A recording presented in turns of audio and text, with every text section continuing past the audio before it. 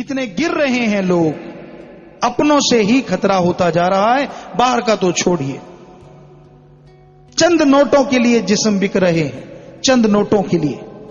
लोग कह देते हैं हाँ ऐसे क्यों बोला, ऐसे थोड़ा ही बोला, कोई बात होगी। तो 10 रुपए के लिए जो जिस्म बेच सकता है, वो हजारों लाखों रुपए मिलने से कुछ बोलने में कितनी की बड़ी बात है। हकीकत है ये, हकीकत। तो भाई आज समाज में इन बुराइयों को रोकने के लिए सत्संग की जरूरत है। जगह जगह लोगों को जागृत करने की जरूरत है, एक क्रांति की जरूरत है, इंसानियत की जरूरत है, मानवता की जरूरत है, धर्मों के सच्चे प्रचार की, ना कि धर्म के पीछे आड़ में नोट कमाने की जरूरत। ये सब फजूल है। संतों से भी हमारा आह्वान है, जो अपने आप को संत कहलाते हैं, है नहीं, कि संत हो तो वो दुनिया को सुधारे, नोट लूटने ना आए कि भाई इसकी जेब तेरी श्रद्धा चढ़ा दे। ये पैसे वाली श्रद्धा कहां से आ गई? पैसे की श्रद्धा नहीं, भावना, भावना शुद्ध करो अगर प्रभु को पाना है। तो ये सत्संग रूपी स्कूल में, कॉलेज में ही सिखाया जाता है। कई लोग पूछते हैं क्या गुरुजी सत्संग सुन के सब लोग मान लेते हैं? नहीं, सब नहीं मानते। हम नहीं कहते कि मान लेते हैं, लेकिन फिर भी हमें जो नजरिया है कि लगभग 85-90% लोग मान लेते हैं, जो बहुत बड़ी बात है इस घोर कलयुग में। यहां आप सेवादारों को देख लो, कितना रोज सत्संग सुनने वालों का हाल भी मंदा है, उनका भी वही हाल। वो कहते ना, किसी ने कहा कि भाई एक जो पशु होता है भौंकता बहुत है, वो बस इतने में आप समझ गए होंगे कि उसकी पूंछ टेढ़ी रहती है। एक कहता मैं सीधी करके छोड़ूंगा, पाइप चढ़ा दी, 12 साल बाद खोली टेढ़ी की टेढ़ी। जितनी मर्जी माफियन लो, जितनी मर्जी कुछ कर लो, पूंछ टेढ़ी की टेढ़ी। कई ऐसे भी होते हैं, कोई असर नहीं होता राम नाम का, कोई असर नहीं होता संत फकीर की बातों का। और कई ऐसे होते हैं पहली बार आए, सुना और सारी जिंदगी अमल करके कुलों का ही उद्धार करके ले जाते हैं। ये अलग अलग बात है, अलग अलग तरह के लोग हैं, सब में एक जैसे नहीं होते। तो हमारा तो काम सबको बताना है ना, समझाना है ना कि भाई मान जाओ, मान जाओ। पर कहीं नहीं मानते, जब तक ठोकर नहीं मानूंगा, बस मेरा भी स्टैंड है। तो भाई ठोकरे पड़े, माना तो फिर क्या माना। तो कॉलेज रूहानी बड़ा सत्संग जी, नाम और प्रेम का चढ़े रंग जी। कहते ना खरबूजे को देख के खरबूजा रंग पकड़ जाता है। कहते हैं फूल आ जाए खेतों में, फसल में फूल और बढ़ जाते हैं।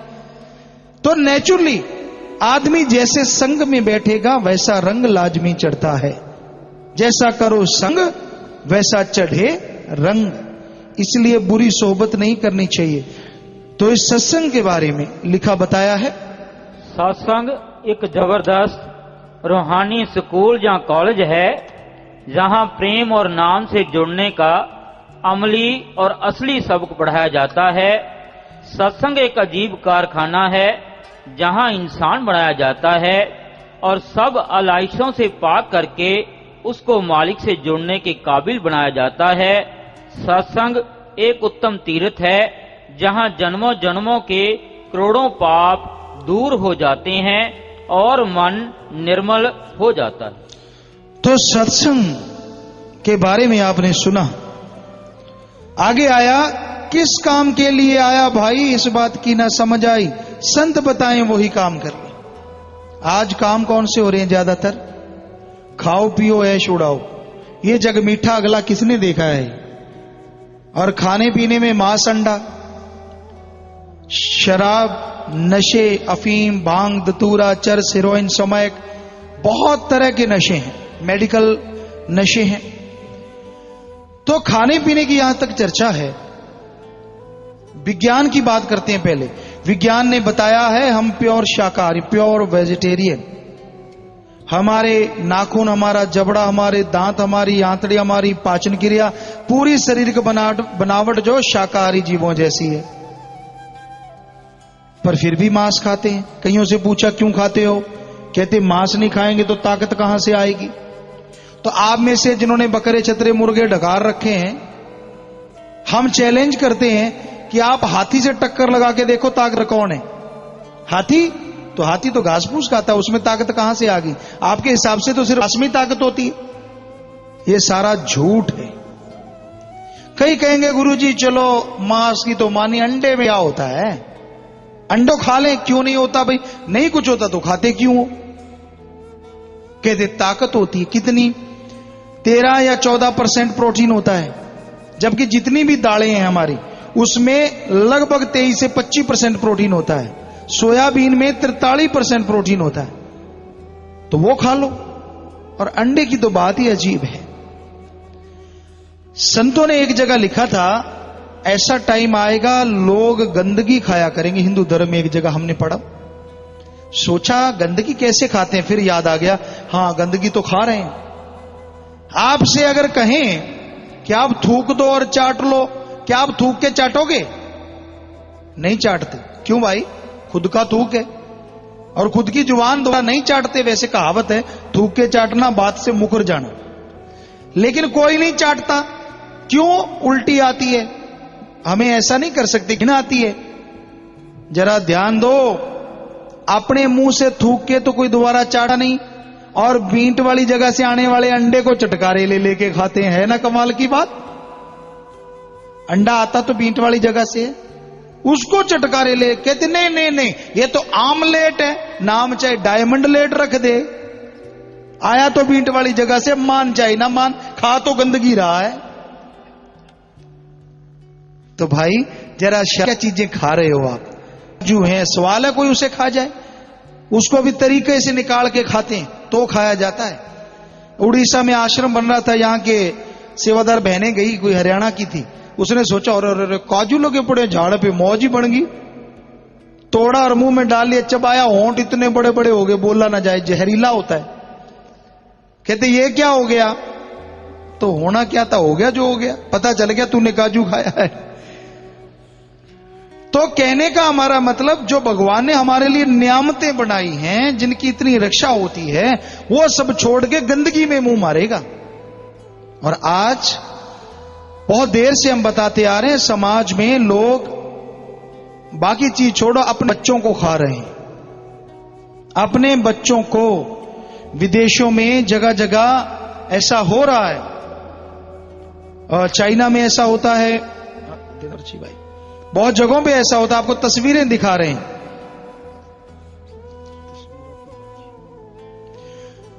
तो वो तस्वीर आपको अभी दिखाई जाएगी, जिसमें दिखाते हैं कि कैसे आदमी आदमी के बच्चों को खा रहा है। एक आदमी आदमी के बच्चों को खा रहा है। तो ध्यान दीजिए, जो सेवादार है भ्रूण को खरीदते हुए खाते हुए, ये वाला सूप वाला नहीं भाई फोटो। बहनों, ये स्पीकरों के पास बहन गलत दिखा रहे हो आप बेटा। हाँ फोटो है जी, भ्रूण को खरीदते हुए खाते हुए लोग। पढ़ लो आप पहले, वो दिखाओ।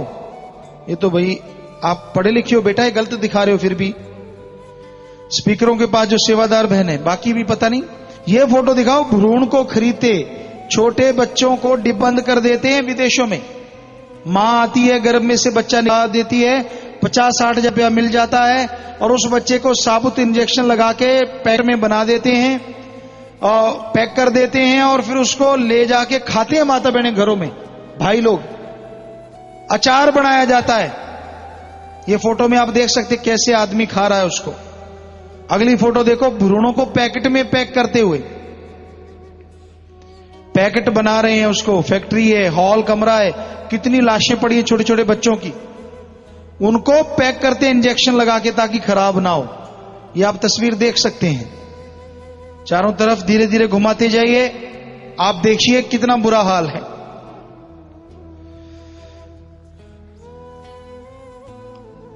बहुत ही बुरा हाल है। छोटे छोटे बच्चों को पैकेट में पैक करके, डिब्बों में बंद करके, लोगों की हवश पूरी करने के लिए, जीवा का स्वाद। और आगे जी मानव भ्रूण का सूप। इसमें आप देखेंगे जैसे अपने टमाटर सब्जियों का सूप बना, जिंदा बच्चे को उबाल के सूप बना रहे हैं। और वो ये चाइना में हो रहा है एक जगह। ये शहर कैंटोन चाइना के एक रेस्टोरेंट की तस्वीरें हैं, जिसमें बच्चे का सूप शरेआम तैयार करके बेचा जाता है, जिसका नाम बेबी हर्बल सूप रखा गया है उन्होंने। इसकी कीमत है जी 1,60,000 रुपए।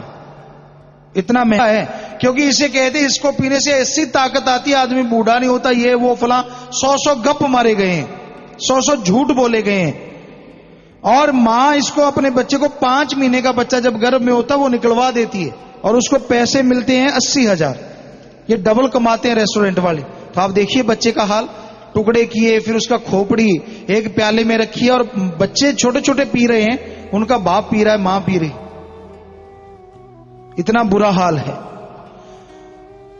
तो अब है जी, ये आपने तस्वीरें देखी विदेशों की, नीचे कर लो तस्वीरें, एक बार बैठ जाओ।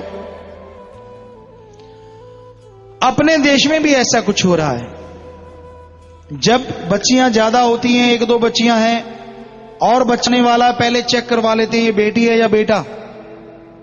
और अगर बेटी हो तो अबॉर्शन, जिसे कहते हैं सफाई करवा दी, सफाई करवाते हैं। और सफाई के नाम पे उन बच्चों का जो हाल होता है, या तो उनको मां के गर्भ में टुकड़े टुकड़े करके निकाला जाता है, या फिर इंजेक्शन दे देते केमिकल, वो सिकुड़ जाता है, उस बच्चे को निकालते हैं और कुत्तों के आगे फेंक दिया जाता है, ढेर गंदगी का बना के, और उनको कुत्ते नोच नोच के खाते हैं।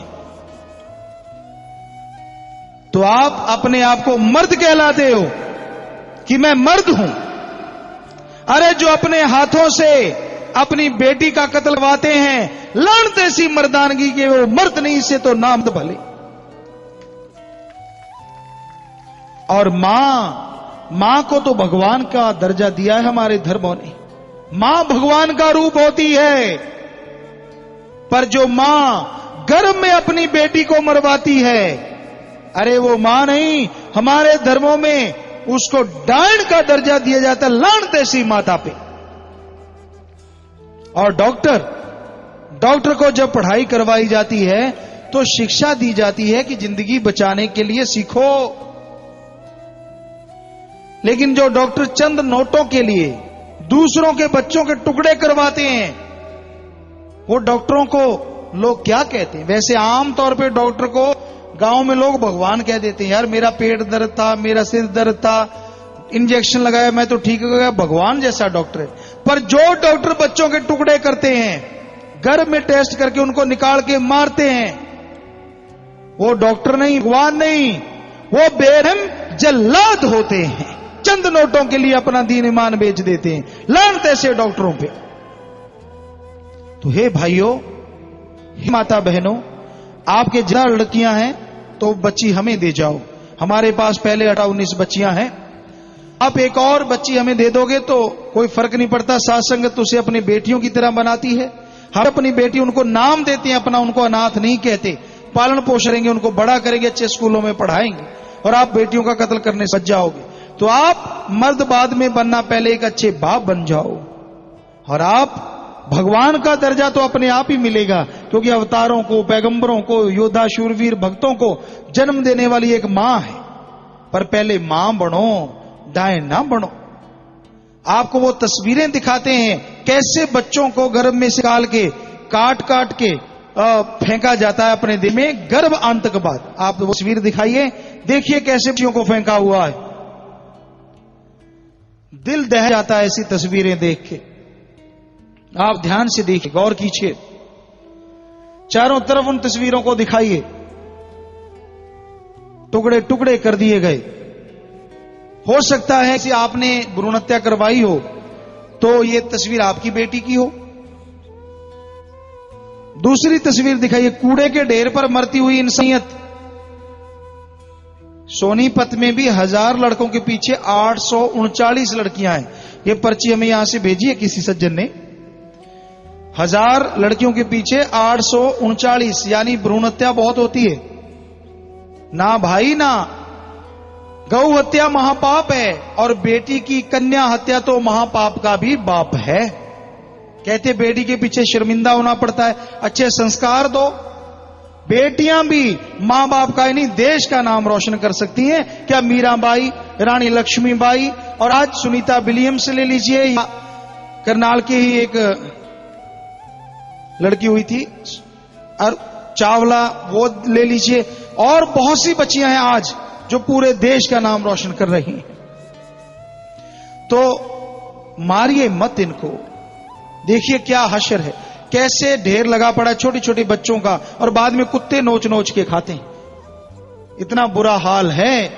ऐसे कर्म ना करो, करोगे तो भरोगे जरूर, फिर दुखी बेहद रहोगे। इनका श्राप मार डालेगा सारे समाज को। ना करो ऐसे कर्म, नीचे कर लो। तो अब वो बेटियां दिखाते हैं जिनको मार देना था समाज ने। हमारे पास जो बच्चियां हैं, हमने उनको पाला पोसा, अपनी बेटियों की तरह शाही बेटियां कहती हैं उनको, वेल एजुकेटेड बच्चियों ने पढ़ाते। वो तस्वीरें दिखाइए, हमारे साथ खेलती है मां बाप की तरह। हम उनको मां बाप का दर्जा दिया है, छोटी छोटी अब बड़ी भी हो चली हैं। और प्यारी साध संगत जी, वो बच्चियां कमाल कर रही हैं। पढ़ाई में 94% नंबर, गेमों में नेशनल लेवल पे गोल्ड मेडल। वो तमाचा मार रही है समाज की, आपने तो हमें खत्म कर देना था, हम भी समाज का अभिन्न अंग हैं, हम भी देश का नाम रोशन कर सकती हैं। देखिए ये तस्वीरें, वो हमारे साथ खेलती हैं। तो आप मारो मत, अगर ज्यादा है तो हमें दे दो, हम झोली फैलाते हैं। आप मारने से बच जाओगे, हमें एक और बेटी मिल जाएगी, कोई फर्क नहीं पड़ता। या हमारी करोड़ों बेटियां एक और आ जाएगी, कोई फर्क नहीं पड़ता।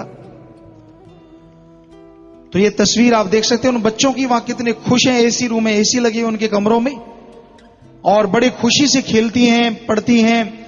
बहुत आगे जा रही हैं वो बच्चियां, कॉन्वेंट स्कूलों में पढ़ती हैं। जी नीचे कर लीजिए तस्वीरें। तो प्यारी साध संगत जी, आपने सुना, और आपसे प्रार्थना करते हैं कि आप आगे से कोई भ्रूणहत्या नहीं करेंगे। हम आपके लिए प्रार्थना करेंगे, पर आप हाथ खड़ा करके वायदा कीजिए हमारे साथ कि आगे जिंदगी में कभी कोई भ्रूणहत्या नहीं करेंगे। हाथ खड़े रखो। तो आप सबके लिए मालिक से प्रार्थना करते हैं, हे प्रभु, ये तेरी औलाद का भला करने के लिए हाथ उठाए हैं, इन सब का भला भी जरूर करना है मेरे मालिक, हे ईश्वर।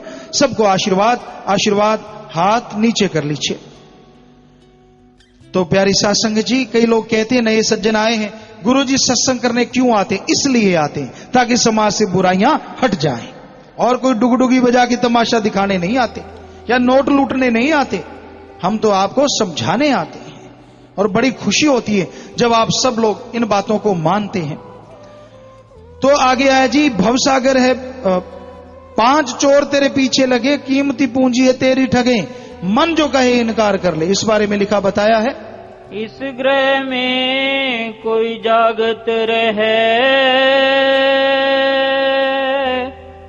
साबत वस्तु अपनी लहे, सगल सहेली अपने रसमाती, ग्रह अपने की खबर न जाती।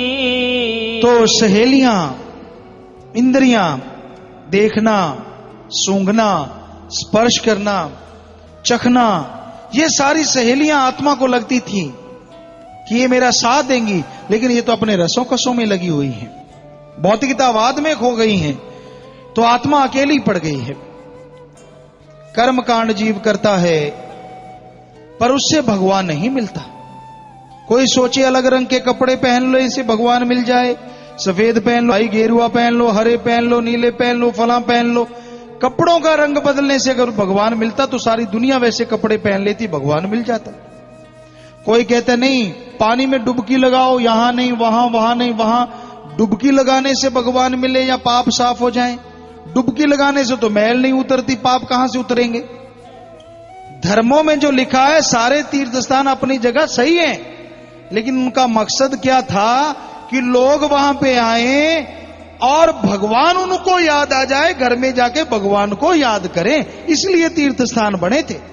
आज रूप कुछ और ही हो गया है, कुछ रूप और इस तरह का हो गया है। इतने की डुबकी, इतने की डुबकी, डुबकी के भी पैसे लगते हैं। जरा सोचो, जिनके गांव में, शहर में वो तीर्थ स्थान है, वो तो सुबह से रात तक ठगी मारेंगे, रात को एक डुबकी मारी सारे पाप साफ, अगले दिन नई ठगी मारनी शुरू, कि रोज ही एक डुबकी मार, सारे पाप रोज ही साफ हो जाएंगे। ये तो बड़ा अजीब बात होगी भाई, नाइंसाफी हो गई। तो इन कर्म कांडों से बात नहीं बनती जब तक आदमी मन की मैल साफ नहीं करता, जब तक अंदर से पवित्रता नहीं आती, जब तक अंदर से सफाई नहीं होती, भगवान के दर्शन नहीं होते। जब तक मन के घोड़े पे सवार रहता है, जितना मर्जी हार श्रृंगार कर लो, जो मर्जी बन जाओ, भगवान की कृपा नहीं होती।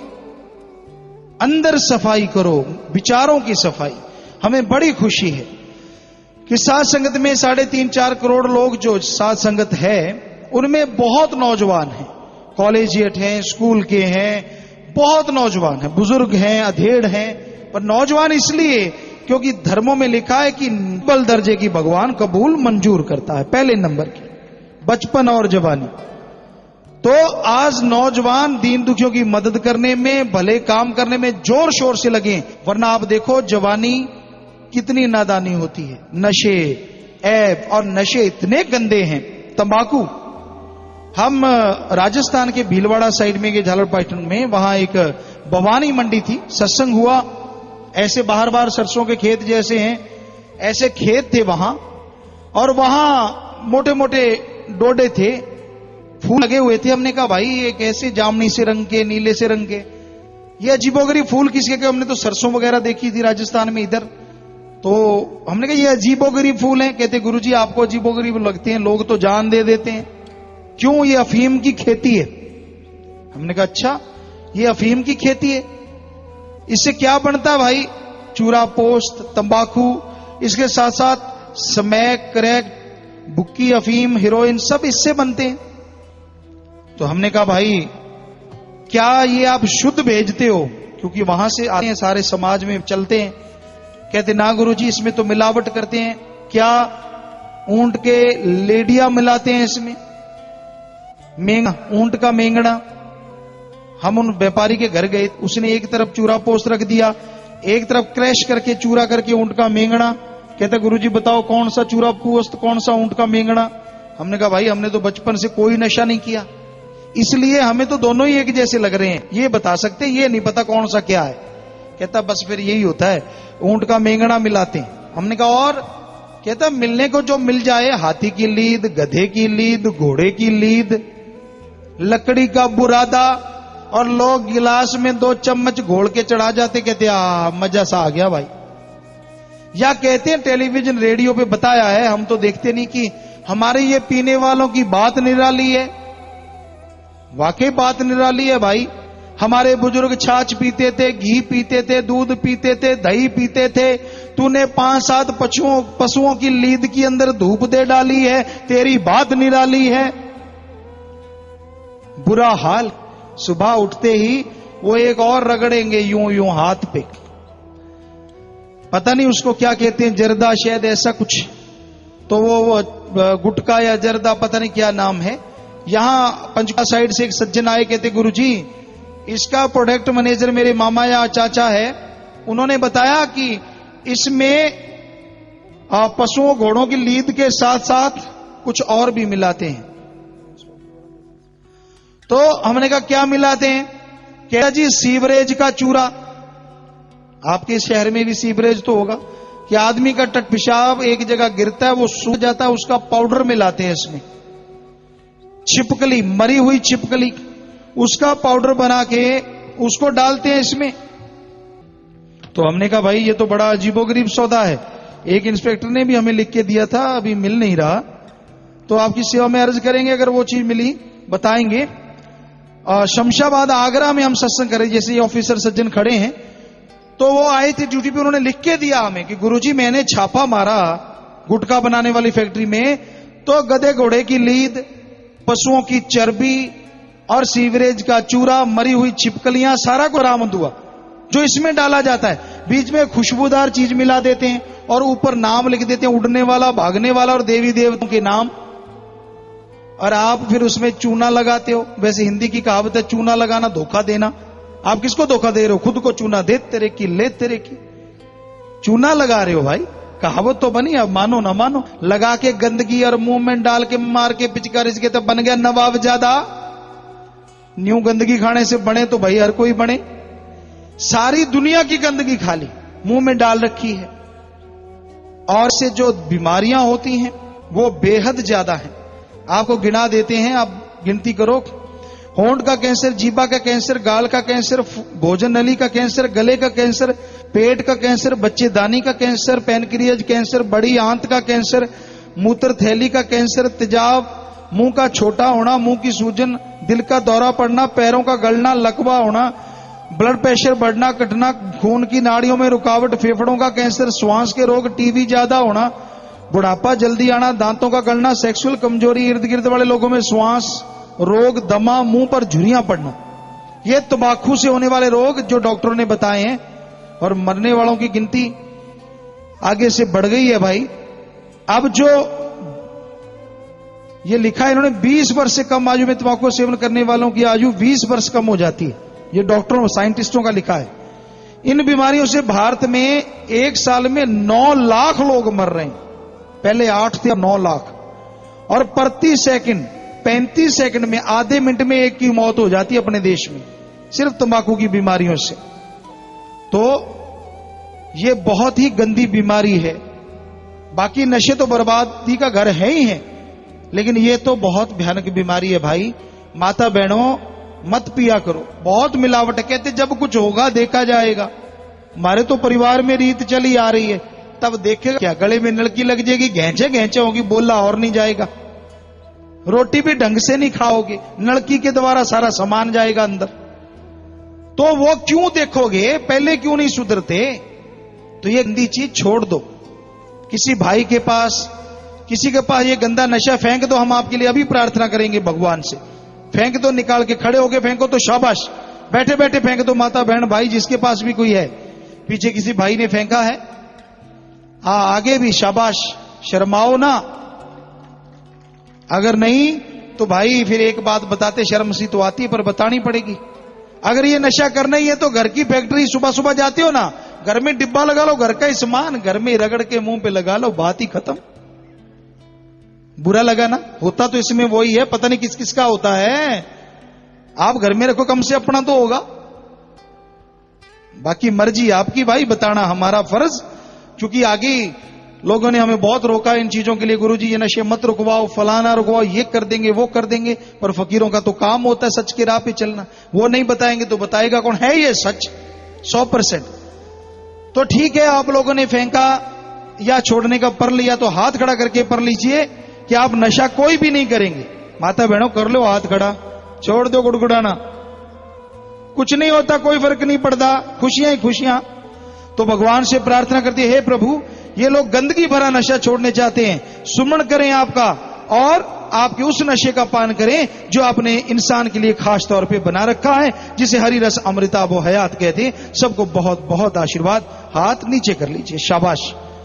तो ये कसम होती है, हाथ खड़ा कर लिया, यहां हाथ खड़ा किया, जाके खा ना लेना, बद्दुआ बन जाती है, दुआ फकीरों की। सो ख्याल रखना, खाना नहीं, शाबाश।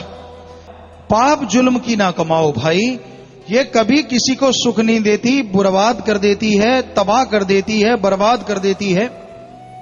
मेहनत की करके खाओ और राम का नाम जपो।